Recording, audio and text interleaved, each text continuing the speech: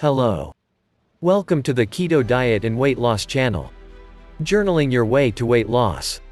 Many of my diets have been unsuccessful over the years. I'm not proud of that fact, but I do feel that many of my failed diets have taught me valuable lessons. It is extremely important to try to learn something from each diet that goes south. If you don't learn anything, your mistakes will be repeated. One of the best ways to learn from your mistakes is to start writing in a journal. A journal is a personal tool, and I wouldn't normally tell you how to use one. But I feel I must share with you some of the ways I learned to use my journal. For starters, write down everything that you eat, as you eat it. This may seem strange, but as I've mentioned before, many of us do actually forget some of the things we eat during the day, especially the small stuff. This is especially true if we are continually snacking. Do you remember how many handfuls of sugar-frosted flakes you munched on today? Was it 2? Or was it more like 9?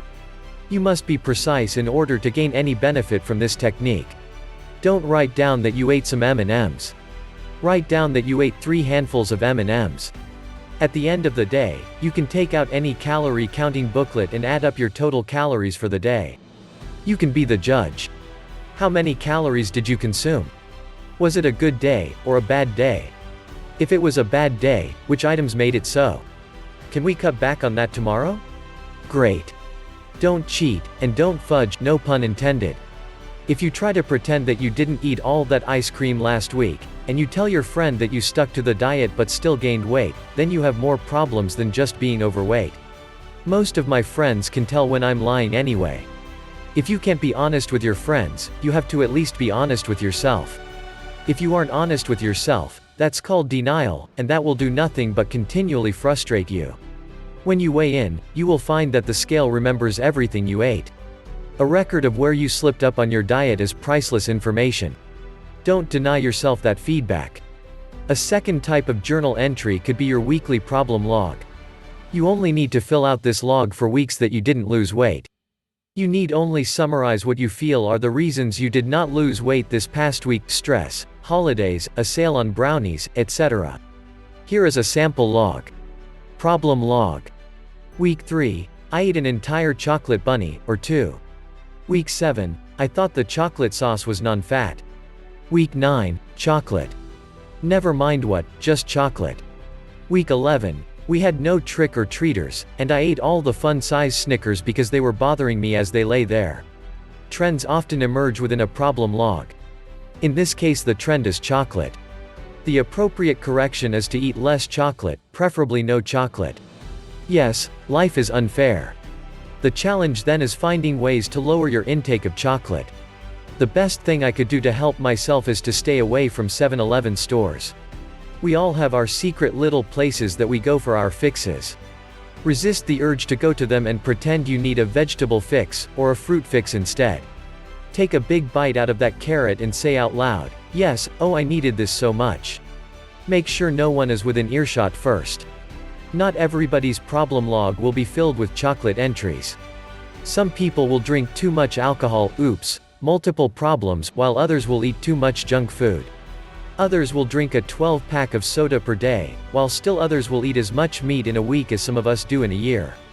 The point is that by using a log in this way, you will be able to see which items or events most severely affect your weight loss.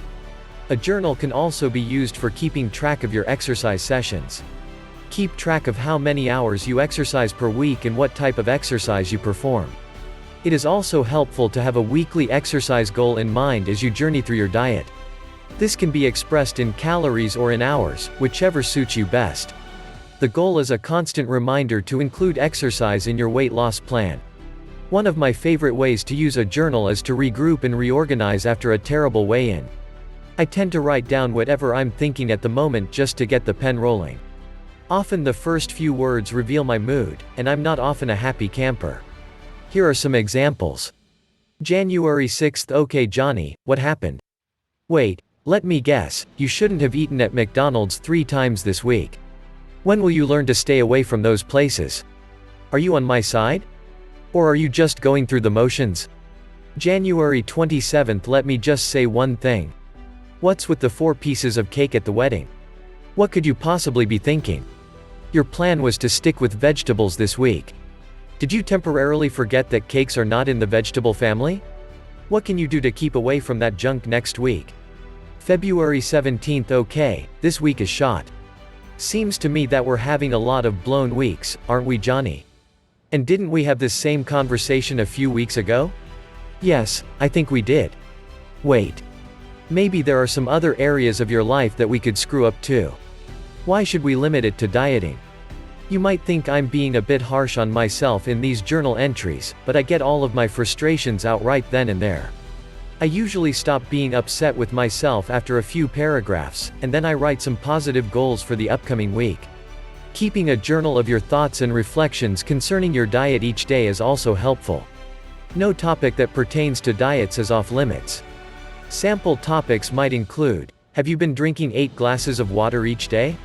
Did you blow it big time last night at dinner? Have you had a revelation or breakthrough in your diet strategy? It is important to focus on what has been negatively and positively affecting your progress each week. It's helpful to review the past week's journal entries over the weekend or on whatever day you choose. This serves as input to your diet planning process. Throw out what doesn't work, and welcome whatever does work for you. As you reread your journal, you may be surprised at what you have written.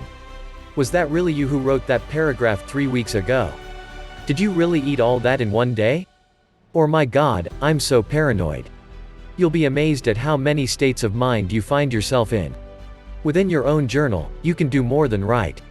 I like to draw pictures of the restaurants that are safe to visit, and I like to draw pictures of and make lists of the foods that I can and cannot eat, separated by a big thick impenetrable line that I drew and did not dare cross. I even tried to draw an apple fritter at one time, but it didn't look appetizing.